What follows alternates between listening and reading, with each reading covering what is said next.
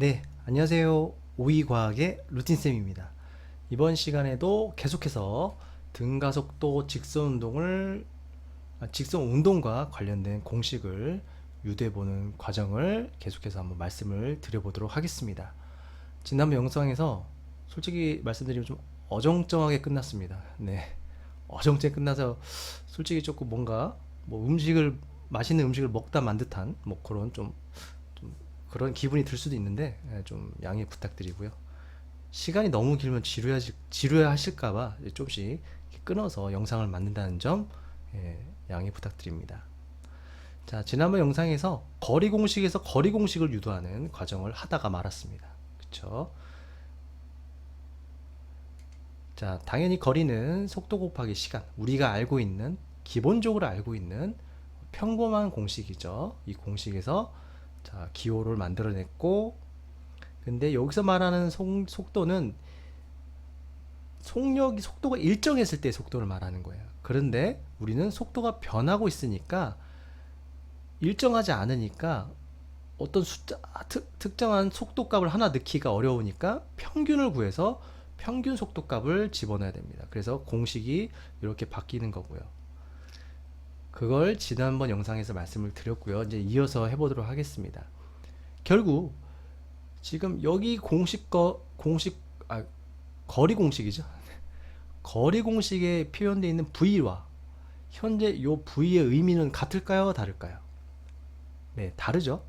네, 똑같이 기호로 썼지만 의미는 다릅니다. 여기는 속력이 일정할 때의 V고, 속력이 일정하지 않아서 평균을 냈을 때의 V입니다. 그 평균값의 여기서 V는 또 낮은 속도의 V고요. 이해되시죠? 자, 그래서 이제 결국 V를 이렇게 표현할 수 있으니까 V 대신 요 2분의 V 플러스 VO를 넣어서 치환을 해보도록 하겠습니다. 네, 여기서 수학이죠. 네, 치환을 하면 자, S는 하고 V 대신 이걸 전체를 쓰면 그렇죠. 2분의 V 플러스 VO 하고 곱하기 T 해서 이대로 유지하면 되고요. 그쵸?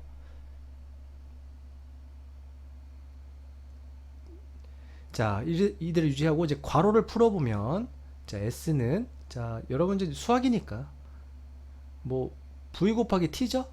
그럼 첫 번째는 2분의 VT 그리고 이쪽은 VO 곱하기 T니까 VOT죠? 그래서 이쪽은 2분의 VOT 둘은 덧셈으로 분리되어 있고요. 이렇게 표현할 수 있습니다. 네, 화면이 좁아가지고 다음 화면으로 바로 넘겼습니다.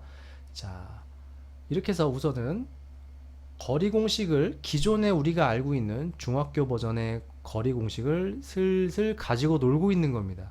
저는 항상 가지고 논다고 표현하는데 가지고 놀 때 뭐 특별한 방법이 있나요?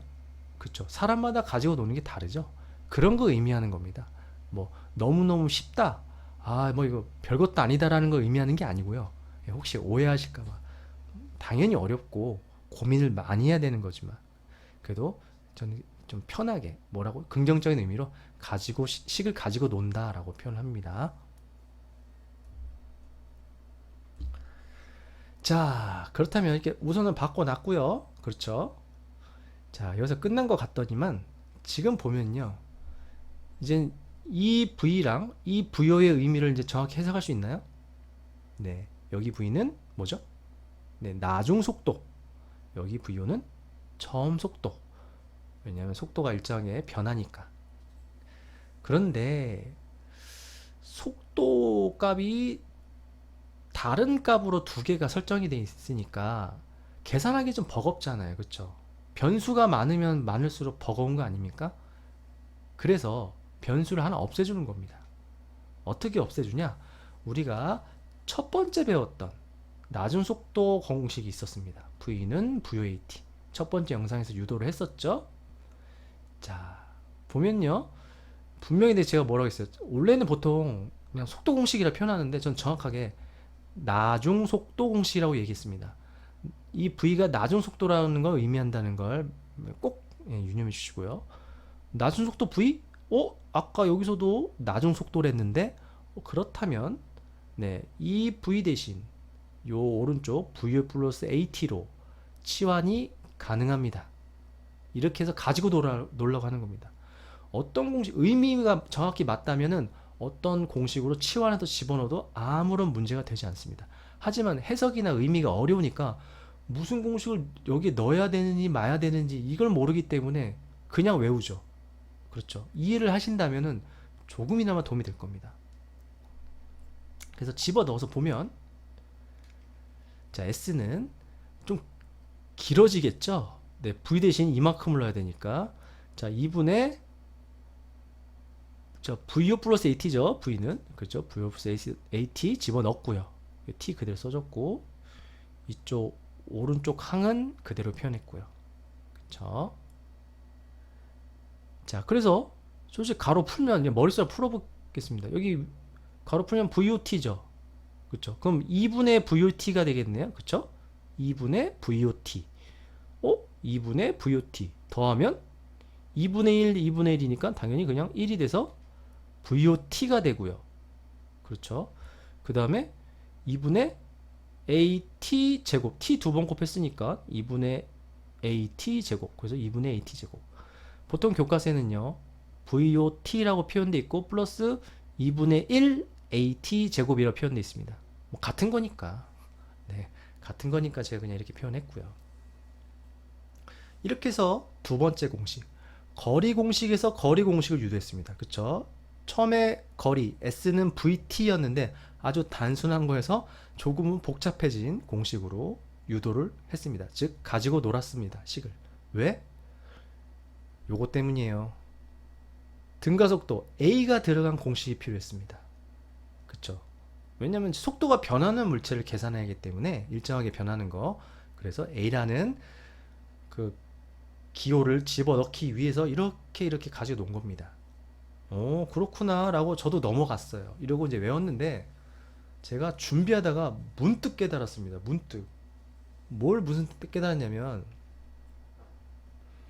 지금 여기 보이시죠?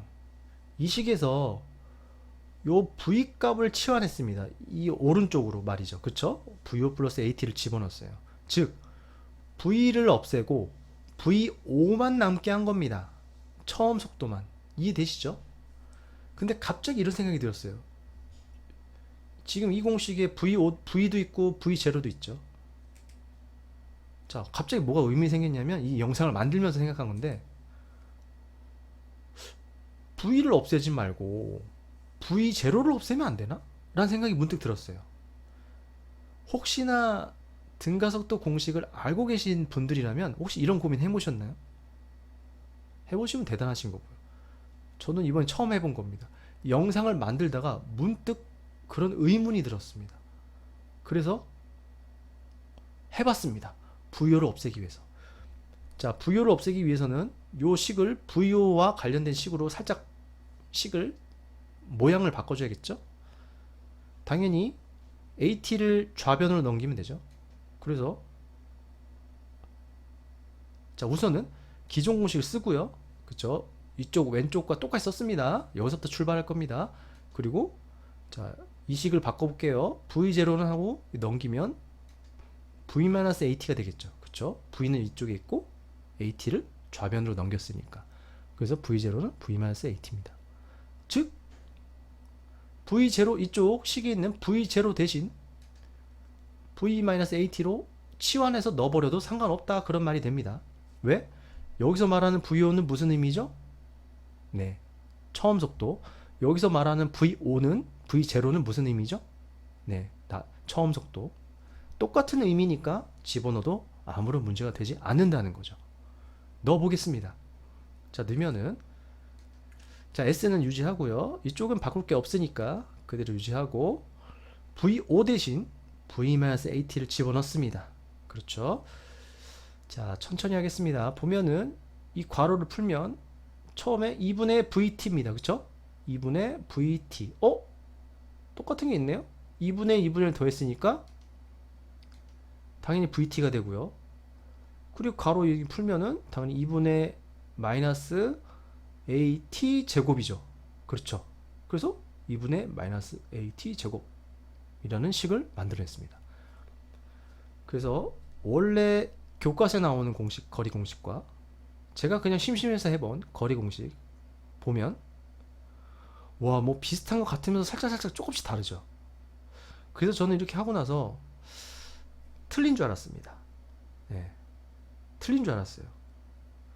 느낌이 좀 다르잖아요. 아, 이거 이상하다 싶어서 그냥 멈추려고 했는데 저는 좀 궁금하면 끝까지 좀 파는 스타일이라 이 공식이 맞는지 한번 예시 문제를 풀어봤습니다. 자, 한번 해보겠습니다. 자, 일정하게 속도가 변하고 있는 물체입니다. 즉 등가속도 운동을 하고 있습니다. 시간은 8초 흘렀고요. 처음 속도는 30, 뭐 단위는 생략하겠습니다. 낮은 속도는 70. 8초 동안 이동한 거리를 계산하라. 왜? 거리 공식이니까 거리를 계산하는 문제를 만들었습니다. 자, 우선은 쉽게 한번 이 공식을 쓰지 않고 풀면은 지금 속도가 변하죠. 그쵸? 자, 속도가 처음엔 30이었고 나중엔 70이었어요. 속도가 변하니까 계산하기 어려우니까 우리가 쉽게 평균 속도 구해서 계산해도 편하다고 했죠.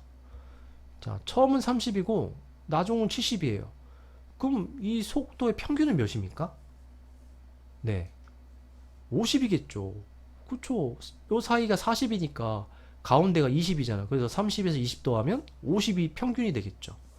즉, 실제로는 이렇게 움직이고 있지만 우리가 이렇게 움직이고 있다고 가정하고 풀어도 거리를 계산하는 데는 아무런 문제가 없다 이런 말입니다.